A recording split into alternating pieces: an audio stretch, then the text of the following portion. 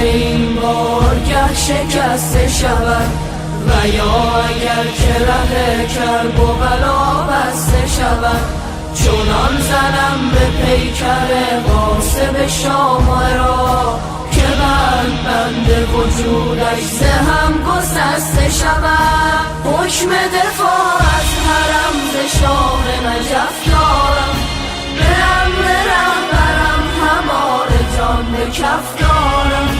هدف فقط رهایی عراق و سوریه نیست، مسیرم از حلب از قدس را هدف دارم. ز کودکی خادم این تبار محترمم، چنان حبیب مظاهر مدافع حرمم.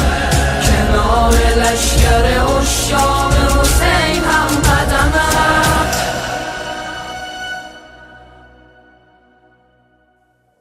نه غصه جدایی از یار وطن دارم، به امر حق به راه دل کفن به تن دارم.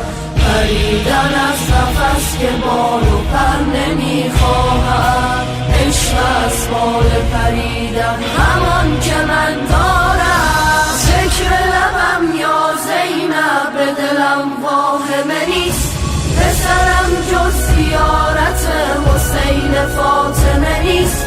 خدا مرا از در این خانه جدا نکند، جدایی در این خانه مرا خاتمه نیست. خطوط قرمز دور حرم ز خون من است، چو برکم که مرگ من همان سکون من است. پیاده میروم ز مشهد و رضا تا شام، حال کبوتر حرم حال کنون من است. ز کودکی خادم این تبار محترم،